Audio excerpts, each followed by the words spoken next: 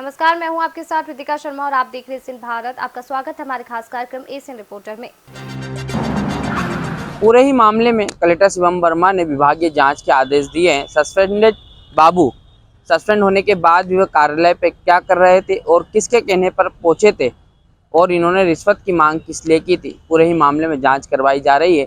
जल्द ही बाबू के खिलाफ कड़ी कार्रवाई जिला प्रशासन की ओर से भी की जा सकती है। इंदौर से एशियन भारत के लिए जय सिमरिया, वीडियो जर्नलिस्ट अल्पित शाह के साथ। फरियादी कृष्णकांत डांगी ने लोकायुक्त को शिकायत पत्र में बताया था कि उसकी बुआ की ग्राम खराड़िया स्थित जमीन का नामांतरण कराने के लिए बाबू नरेंद्र नरवरिया ने 50,000 रुपये की रिश्वत की मांग की है। शिकायत को गंभीरता से लेते हुए लोकायुक्त ने योजना बनाई और बुधवार को तहसील खुलेल कार्यालय में कार्रवाई करते हुए आरोपी नरेंद्र नरवरिया को रिश्वत की रकम लेते हुए दबोच लिया। आश्चर्यजनक पहलू यह है कि आरोपी नरेंद्र नरवरिया पहले से ही सस्पेंडेड था। इसके बावजूद वह लगातार कार्यालय में अपनी उपस्थिति दर्ज करा रहा था।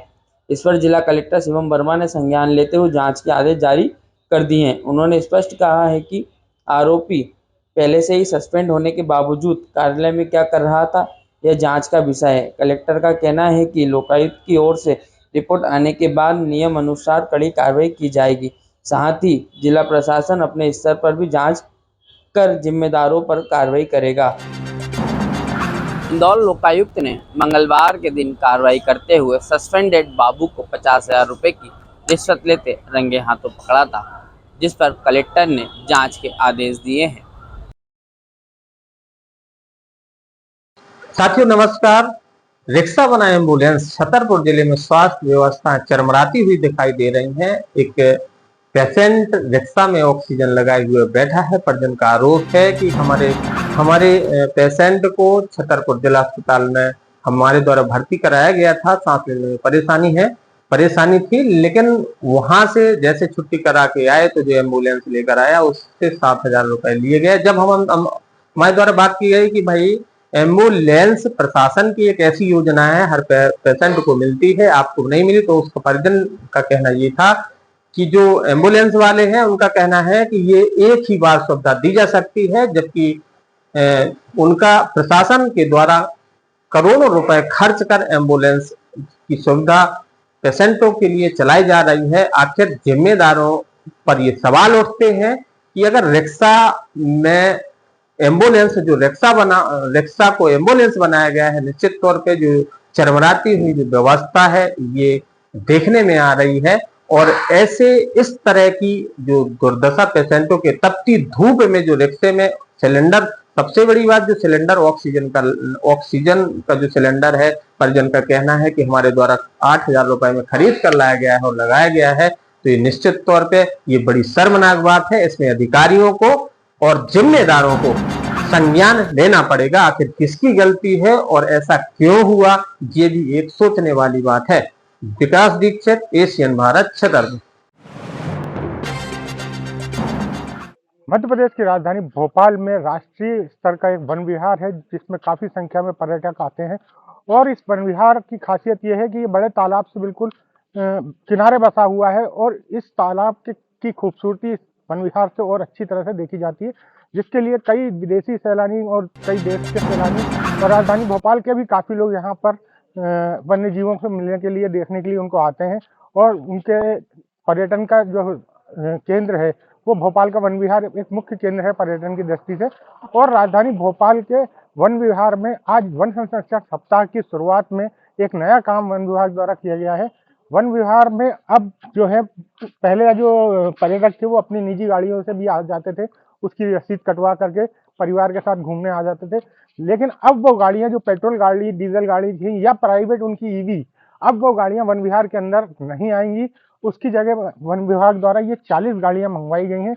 ये ई व्हीकल हैं और इन्हीं के जरिए अब उनको इस पूरे वन विहार, जो कि काफी लंबे क्षेत्र में फैला हुआ है, उसमें घूमने का और पर्यटन का मौका मिलेगा।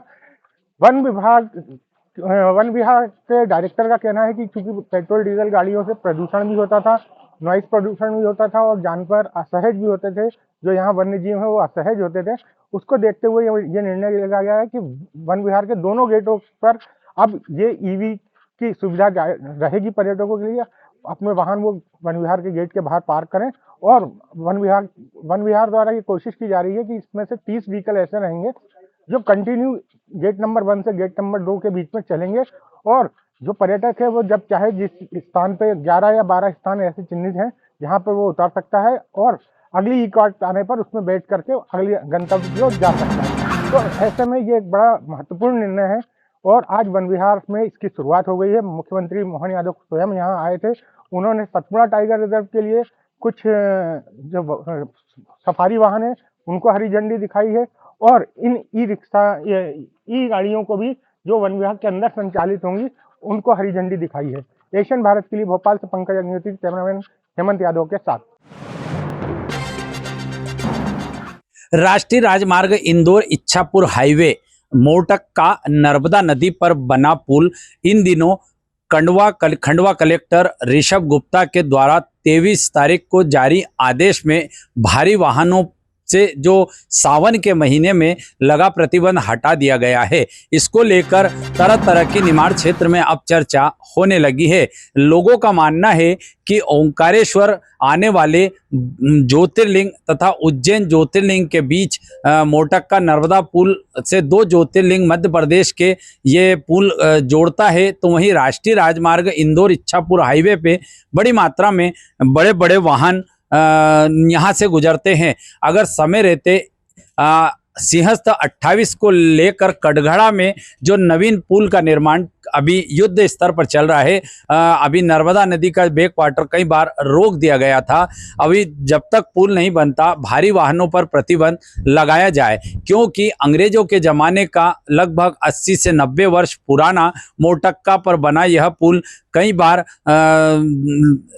अधिकारियों द्वारा इसे जांच पड़ताल की गई तथा पुल पर भारी वाहनों पर प्रतिबंध के आदेश पूर्व में खंडवा एवं खरगोन कलेक्टर द्वारा जारी किए गए थे। संबंधित विभागों ने भी कई बार निरीक्षण किया। नर्मदा नदी की आई बाढ़ में लगभग 15 से 1 महीने तक ये पुल की मरम्मत का कार्य भी चलता रहा। काफ़ी समय तक यह मार्ग बंद भी रहा, लेकिन वर्तमान में खंडवा कलेक्टर द्वारा जो आदेश जारी किया गया है उससे भ्रांतियां बनी हुई है, क्योंकि आदेश जो 23 तारीख का निकला है उसमें स्पष्ट नहीं किया गया है कि कितने टन के भारी वाहन को यहाँ प्रवेश दिया जाए। फिलहाल 50 टन से लगा के 70 टन तक के वाहन व बड़े बड़े डंपर यहाँ से गुजर रहे हैं, जो अंग्रेजों के ज़माने का मजबूत पुल बना हुआ है। अगर प्रशासन द्वारा इसे गंभीरता से नहीं लिया गया तो एकमात्र 2 ज्योतिर्लिंगों के साथ कई राष्ट्रीय राजमार्गों को जोड़ने वाला राष्ट्रीय मार्ग पर बना नर्मदा नदी का पुल समय रहते दुर्घटनाग्रस्त हो सकता है।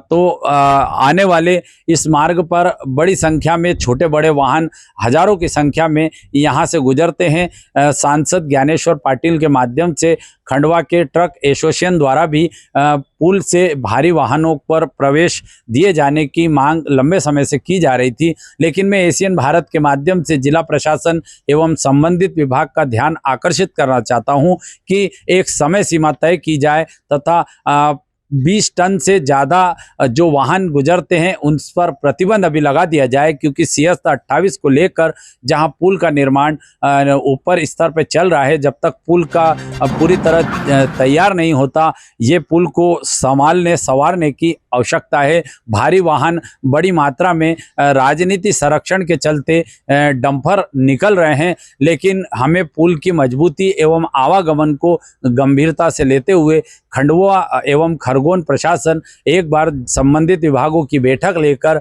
जो भारी वाहन चल रहे हैं उस पर गंभीरता से विचार करने की आवश्यकता है। मैं एशियन भारत के लिए ओंकारेश्वर से ललित दुबे। प्रदेश के मुख्यमंत्री डॉक्टर मोहन यादव जी ने नवरात्रि के अवसर पर उज्जैन में कार्यक्रम में शामिल होकर एक बड़ी घोषणा कर दी है। यह घोषणा कहीं ना कहीं ये कहा जाता है कि दीपावली के पहले लाडली बहनाओं और किसानों को कहीं ना कहीं गिफ्ट दे दिया है। यह प्रतिवर्ष हर वर्ष कहीं ना कहीं हर माह कहीं ना कहीं लाडली बहना की योजना की जो राशि है वो 1200 रुपये महिलाओं को दी जाती है, पर नवरात्रि के अवसर पर मुख्यमंत्री जी ने घोषणा करी है कि अब राशि को बढ़ाया गया है, 1500 रुपये कर दी गई है। अब से जब जो राशि मिलेगी महिलाओं को, अब 1500 रुपये मिलेगी। इसमें महिलाओं में खुशी की लहर है। कहीं ना कहीं और प्रदेश के मुख्यमंत्री डॉक्टर मोहन यादव जी लाडली बहनों को लगातार ध्यान रख रहे हैं। दूसरी ओर किसानों का भी कहीं ना कहीं ध्यान रखा जा रहा है, क्योंकि किसानों की फसल इस बार माना जा रहा है कि समय से अनुसार पहले कहीं ना कहीं फसलें आ गई है। तो जिसको लेकर मुख्यमंत्री ने सभी आला अधिकारियों को निर्देश जारी कर दिए कि जो किसानों की इस बार पहले फसल आ चुकी है तो उनको पहले कहीं ना कहीं व्यापारी को द्वारा खरीदा जाए और जो उनका मूल्य है वो भी कहीं ना कहीं अच्छा मूल्य उनको दिया जाए। और इसमें कहीं ना कहीं 500 रुपये जो पहले था उससे ज़्यादा अब 500 रुपये मूल्य के अंदर बढ़ोतरी भी कर दी गई है, क्योंकि लगातार देखने में आता है कि कई बार किसान जो अपनी फसल तो कहीं बड़ी मेहनतों से उगा लेता है, फिर उसके बाद जब वो मंडी में बेचने जाता है तो कई बार उनको परेशानी होना पड़ता है, कहीं घंटों तक उनको परेशान होना पड़ता है, कहीं धक्के खाना पड़ता है। तो इस सभी बातों का ध्यान रखते हुए प्रदेश के मुख्यमंत्री ने किसानों के हित के अंदर यह निर्णय दिया है कि अब किसानों को परेशान होने की कोई आवश्यकता नहीं है। किसानों को कोई परेशान नहीं होना पड़ेगा, ना धक्के खाना पड़ेंगे। किसानों को आसानी से अपनी जो फसल है वो सम्मान रूप व्यापारी खरीदेंगे और सरकार को वो भी खरीदेगी, जिसको अच्छा मूल्य उनको देने के प्रयास लगातार किया जा रहा है। ये उज्जैन मध्य प्रदेश में लगातार मध्य प्रदेश के मुख्यमंत्री डॉक्टर मोहन यादव द्वारा उज्जैन की गंगा विकास की गंगा एक तरफ बहा रही है तो एक तरफ किसान खुश है, एकदम लाडली बहना खुश है। लगातार कहीं ना कहीं गिफ्ट की मुख्यमंत्री द्वारा दिए जा रहे हैं। एसएन भारत के साथ खुशमत की रिपोर्ट। फिलहाल इस रिपोर्टर में इतना ही। आप देखते रहिए एशियन भारत।